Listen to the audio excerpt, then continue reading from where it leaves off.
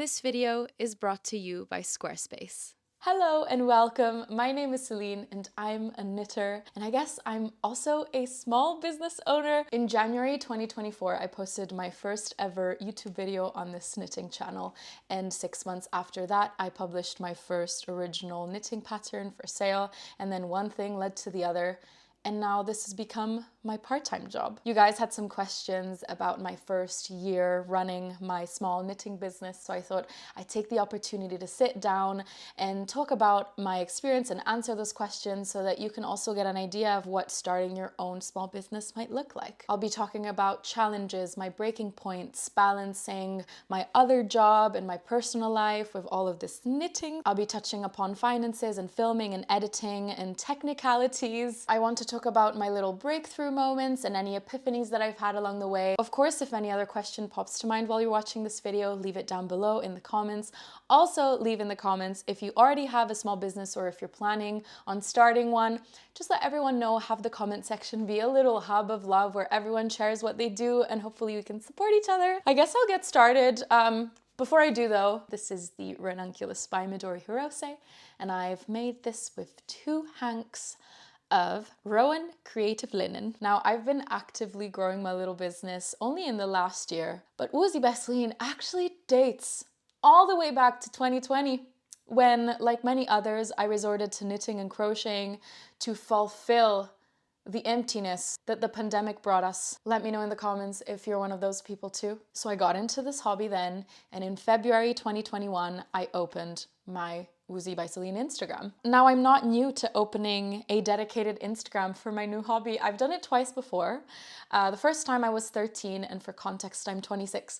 When I was 13, I was really into reading and booktube and bookstagram way before BookTok was a thing. And I would just take photos of the books that I was reading and post them and share my thoughts with my 67 followers. The second dedicated account, I think I must have been like 15. It was for my Wreck This Journal, which is a book that contains a prompt and an exercise on each page with the focus of wrecking the journal. I found a movement of people online that would put an artistic spin on all the prompts and turn this journal into a beautiful art journal. And so I started doing the same, and I posted 2 photos on that dedicated Instagram, and I think I gathered 12 followers. When I opened my Woozy by Celine Instagram 4 years ago, the sole intent was just to make a portfolio, a collection of photos of my finished objects. And that was it. For the first 2 years, my Instagram page was very much a side thing. I wouldn't think about it every day. I'm sure I took loads of breaks on it, and I'd only post a finished object photo whenever I'd finished something, which was nowhere near as often as these days. In that period, I also sold a couple of crochet bucket hats on Etsy. I remember commissioning another Etsy business to create these bespoke cork tags for me that I'd attach and sew on to my bucket hats that I'd sell. Selling those crochet bucket hats didn't last very long. I soon realized that I didn't find it rewarding. It didn't help me exert my creativity the way I wanted to, and also didn't make much sense time-wise and also financially. I think in hindsight, selling those crochet hats was just the wrong step for me personally, and it discouraged me a little bit. In fact, I went on a quite long knitting and crocheting break. But fear not, because end of 2022 came along and something ignited in my brain, and the love for knitting became superlative. Your girl was obsessed, and I had a great year of knitting. It was my first full year of knitting where I would think about knitting every day for sure. I would post on my Instagram frequently, but I was stuck at 400 followers for the longest time. For me, the numbers indicated the connection that I was able to make with other knitters. I was lacking that in real life. I knew no one who knit. I just wanted knitting friends, and I wanted to talk about my knitting to people who wanted to hear about it, and not just my poor parents. Throughout 2023, the unique selling point of my Instagram was my photography. I spent so much time and effort into these photos and curating the grid on my profile, making sure that you hop over onto my page and you'd see all of the pictures together be so cohesive and aesthetically pleasing in all this muted blush pink and soft sage color. It took so much effort, and most importantly, it was so limiting. I remember wishing I could knit an electric blue sweater and thinking I couldn't because it wouldn't fit well in my aesthetic grid. No matter the crisp and pretty photography, the intricate knits, the beautiful design selections, or the frequency of the posting and the quality of the captions, my account was not growing. Just always remember that the numbers do not define the quality of your work. Numbers are a product of the algorithm and strategy, but not of you, of who you are, and your work. It's so essential to make that distinction. When I was looking at my 400 followers, I wasn't thinking, ooh, I have 400 followers because my knitting is really bad, or my photos are horrible, or my personality is not good enough. But rather, I was looking at my 400 followers thinking, I have yet to find my people, and I knew that they were out there. There are 8 billion humans in the world, so of course there's gonna be someone who would like a knitting friend like me. It's just statistically a fact. That perspective was so encouraging to me, just knowing that my audience already existed somewhere out there. All I had to do was find a way to make myself known to them, reach them, and share with them who I am. With this mindset, I felt a huge weight lifted off my shoulders, and I finally put numbers lower down in my priority list, and I made space to just have fun, which was the point all along. When I was 8, 9, 10 years old, I used to make little iMovie videos in my spare time, and I'd have so much fun, and it was literally the biggest source of joy for me. Since I was 4 years old, my fuel was crafting. That was the point all along. It's not about the numbers, actually. That just ruins everything. And yes, in this age of social media, we're all hiding behind a screen of our phones and laptops, but we just can't deny our human nature. It's in our genetic makeup. It's our instinct to seek human connection. And social media is the tool we do that with these days. Yes, it can be very virtual and very impersonal, but at the end of the day, we have social media to make that connection with people, finding friends and feeling like you're part of something. And that was my first epiphany. I was posting really pretty photos. Sometimes I would show my face in these photos, but it's a still image. People don't hear my voice. They don't see my mannerisms. They don't see me move. They don't see my facial expressions. For all they know, she could be AI generated. You know what I mean? In September 2023, I started working with Beautiful Knitters Yarn Shop on a bunch of collaborative Instagram reels, where I'd go to the shop and try on and model a bunch of their knitted samples. Or another time I would gather my favorite knitted accessories at the shop and show them off. In these reels, I got a chance to show my personality with my movements and my facial expressions. I wasn't talking in them, but that was already enough for people to be able to identify my content amongst others in their feed. It's just like moving into a new place and you keep on bumping into the same people at the local shop or at the park or literally in the corridor of your apartment building. At some point, those people will start feeling familiar to you. Instagram was kind of the same. If people keep on seeing you, they're like, oh, yeah, it's that girl. And posting a really pretty photo of your finished object might not be enough to make that connection. Social media can do massive things for the growth of a small business, but starting a small business is super scary to start off with. So I understand if it feels quite daunting to open up a TikTok or an Instagram or a YouTube channel right away. There are definitely other avenues that you can opt for to build a presence and community online surrounding your small business. The easiest way to do this is by creating your own website, and my favorite website building platform is Squarespace, which I'm super happy to be partnering up with for this video. Squarespace is an all-in-one website platform for creatives to stand out online. I have zero experience with coding, so Squarespace just makes website building super easy to navigate for me. I'm in the process of creating my own knitting website that will host my videos and my knitting patterns to sell and some other exclusive bits. Thanks to its many features, building a website is an extremely minimal effort job. With Squarespace's cutting edge design, I have got so many layout and motif templates to choose from. They've just got so much tailored to all sorts of people and businesses. The main function for my website would be to sell my knitting patterns, and Squarespace has the online store feature, which would be perfect to activate that. Whatever you may be selling, whether that's physical or digital products, Squarespace will provide a safe and easy platform to control online payments, inventory, shipping, and fulfillment. If you're interested in building a Squarespace website for your small business, head to squarespace.com to start a free trial. Once you're ready to launch the site, you can go to squarespace.com/woozy by Celine and use code woozy by Celine to save 10% off your first purchase of a website or domain. So yeah, I started making those Instagram reels with beautiful knitters in September 2023, starting at around 500 followers.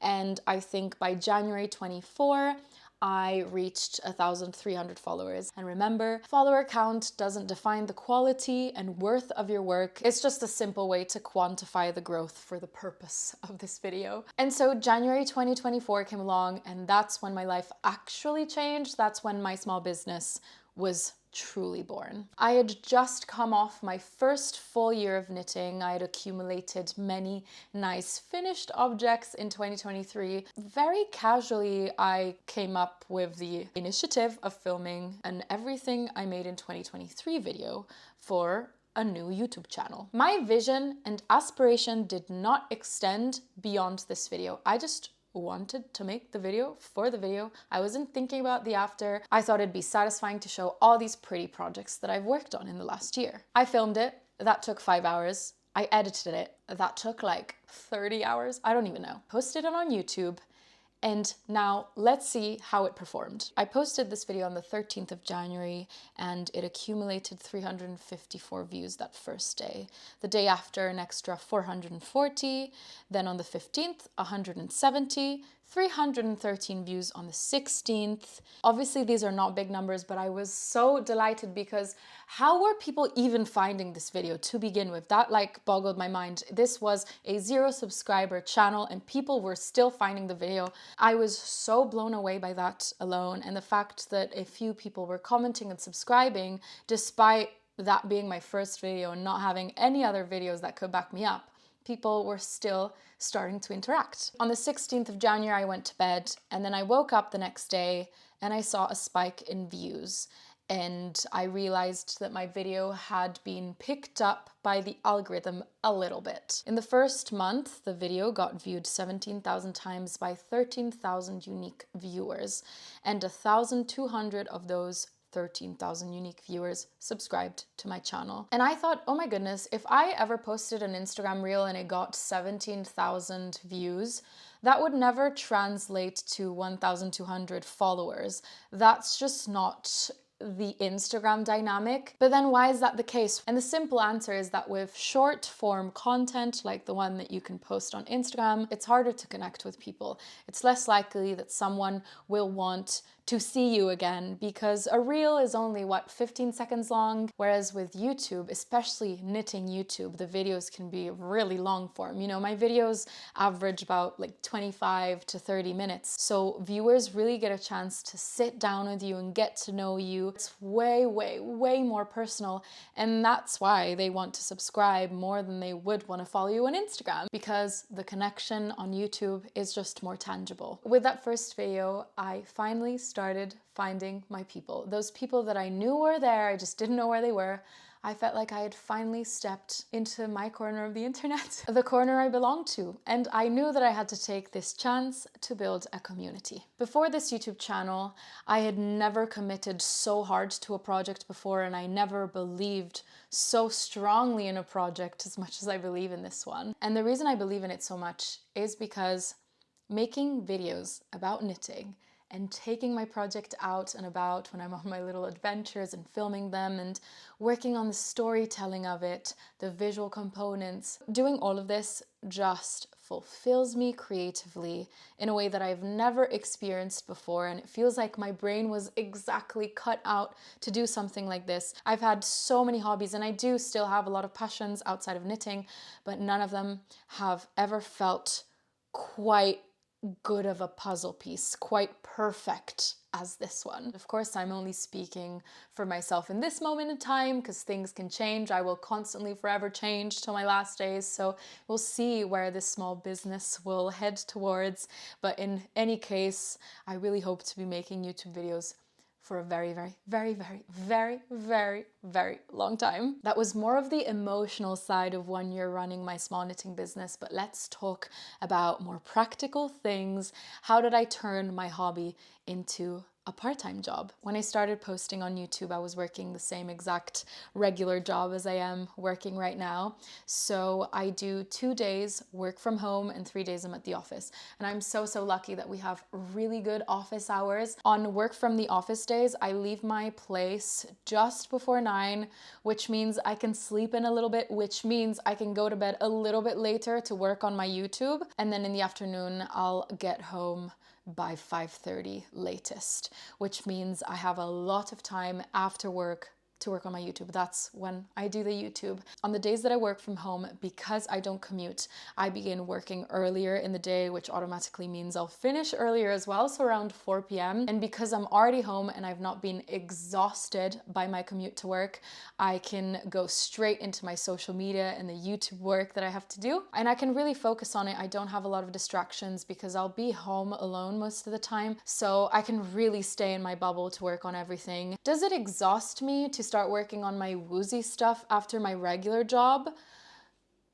Yes, but I love the knitting thing so much, you know, making the videos as well. That also falls under the category.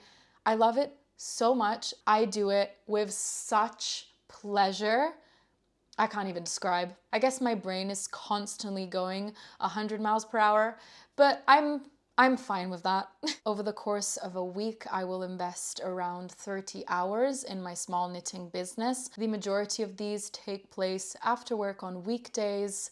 Sometimes I'll end up editing a YouTube video really late. Now I've become faster, so it's been many months since I last stayed up until 4 a.m. to edit a video. Most of my filming happens on weekends and the afternoons of my work from home days during the week. I think now is a good time to start answering some of your guys' questions that you asked me over on Instagram. So the first question is how I balance hobbies and spare and free time and quality time with friends and family and my partner. First of all, I don't know if this is a bit sad, but I feel like I'm really lucky because my colleagues are my friends, and I'm so lucky that the work environment I'm in allows for those relationships to feel like friendships. When I come back home from work, I just feel like I just saw my friends, which is so amazing. I probably see a non-work friend like twice a month. My brother also lives in London, so it's important to us that we see each other as often as we can. And most of the time we're able to do that over lunch on a day that I'm working from home, at least once a week, I would say. And weekends are usually Mr. Woozy time. That's when I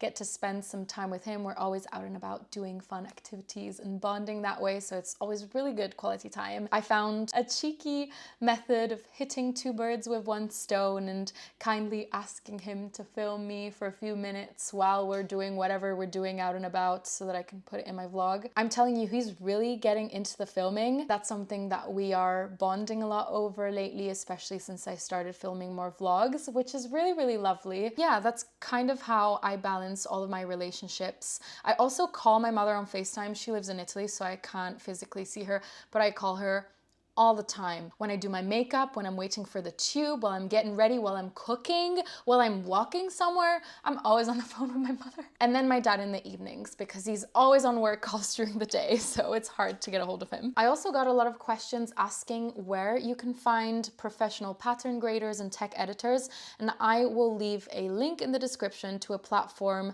that helps you do just that, sort of recruit the right knitty person for the right knitty job. Do you schedule your content or go with the flow?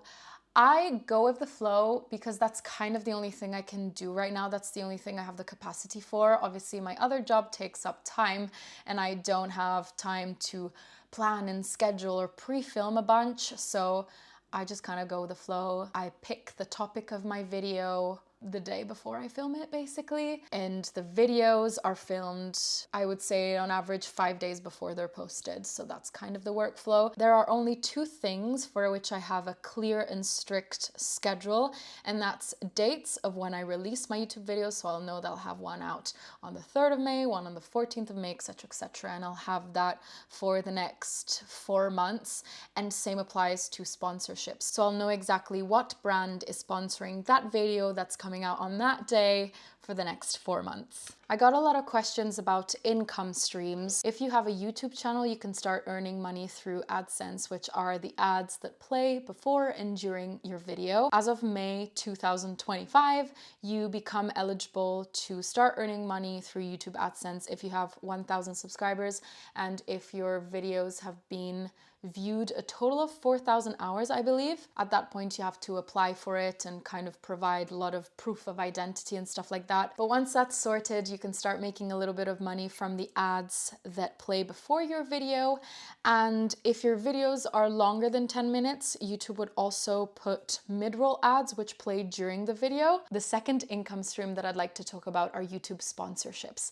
We live in the fantabulous era where big brands are really into small creators to promote their brands. Being a small creator is actually a really good selling point these days. You can for sure reach out to your favorite brands to see if they have any openings or sponsorship opportunities. For me, it was around the 10,000 subscriber mark that I started receiving some proposals from brands that wanted to work together. Something really lovely that can happen sometimes with sponsors is that you get to develop a longer term relationship with them and work with them multiple times. And those are my favorite kinds of partnerships. The longevity of the relationship really serves my growth as a small business because I get to really learn from a partnership like that. The third income stream I've experimented with is making my own knitting patterns, and this is obviously very specific to the knitting world. Just coming up with a design, writing a pattern, grading it, getting it tested, getting it tech edited, and putting it out for sale for other knitters to knit. So just to give you an idea, let's look at a realistic timeline. How long did it take me to release my Suki cardigan? I casted it on at the beginning of October, and I released the finished pattern on Ravelry and Etsy I think mid-March, so that was a while. Obviously, I wasn't working on it constantly. I took a lot of breaks. So let's say it takes me about 3 weeks to a month to design and knit up the sample, maybe a week to write up the pattern and grade it. Then I send it to my tech editor who spent 3 hours on it, I would say. And then off the back end of that, I spent 2 hours fixing the pattern based on her suggestions. Then I did the test call and picked testers, and that probably takes around 2 to 3 hours. I sent the pattern to my testers, and I think this test knit was 6 weeks long, which is relatively short. The testers knew about this, so I made sure they were all okay with it, but I'm quite flexible anyway. If it ends up taking longer, that's fine. I would say that 8 weeks is more of a normal test knit time, which is pretty long. That's the longest part of the process. But once I got the feedback from my testers, I'm gonna say I spent 2 to 3 hours finalizing the pattern and sending it back and forth to my tech editor for one final read through, and then I popped it over on Ravelry and Etsy, and that took about an hour. Let's add another hour for snapping photos. Obviously that's all very indicative, but more or less that's what releasing a pattern looks like. The bulk of the work happens while you're getting this pattern ready, and don't think that the work ends after you release it, because you gotta put a lot of work in marketing the pattern after that. So as a designer, you're also gonna have to put your marketing cap on to show everyone what your designs have to offer. For me, my YouTube channel helps me massively in driving people to my Ravelry page. Writing a pattern can be a free process because obviously test knitters kindly give you their time to test your pattern. In exchange for the pattern, you have to pay tech editors to work on your pattern, but you don't have to have your pattern tech edited. It's up to you. I will not release the pattern without it being tech edited. I want people to receive the best quality of work that I can offer. So to me, it's worth investing in a tech editor. Selling knitting patterns is definitely hard, and to put things into perspective, I'm going to share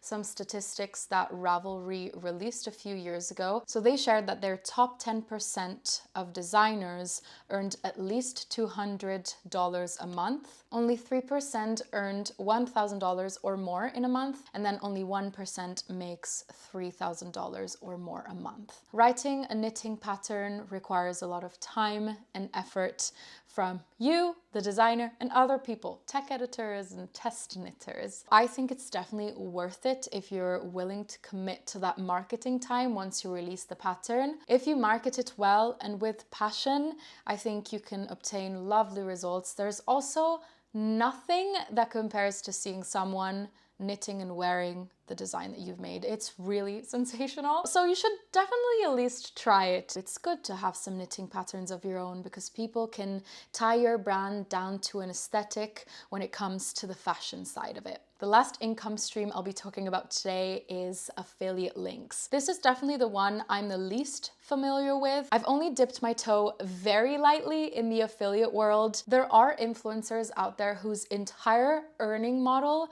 revolves around affiliate links, and that's when you really have to put your marketing cap on. It's a crazy world that I don't know too much about, but I know that this is one avenue that you can opt for if you have a presence on social media. I am so shocked to see that I have made the smallest dent in the list of topics that I wanted to cover today. I've been literally speaking for 5 hours. I cannot make this video any longer, so let me know if this has been interesting and if there is more that you'd like to know. Maybe I could turn this into a little like nitty business series, I guess. There's just so much to talk about, so many aspects to all of this, so let me know if you have any more businessy and nitty questions down below. That being said, the main takeaway for me is that this first year of running my small knitting business has been the most formative, and I have never felt more at home in my own shoes. Of course, I have all you amazing knitty friends to thank for all the support and the connection that I felt through these videos, all of your comments and messages. I could literally cry, but I'm not gonna cry. Why does this feel like a goodbye? I'm literally gonna post another video in 10 days, and then 10 days after that, and then 10 days after that. So I'm not leaving, I'm not going anywhere. But yeah, I just really want to send my thanks for watching my videos and knitting with me. Speaking of, please let me know what's currently on your needles, because you know I'm the nosiest. I'd love to know your aspirations for an existing small business or a future small business that you'd like to start. Thank you so much for sticking till the end of the video. I really appreciate the company. I will leave my Instagram on screen in case you'd like to follow my creations more in real time and hang out on there. I'll say bye for now, and I hope to see you in the next video.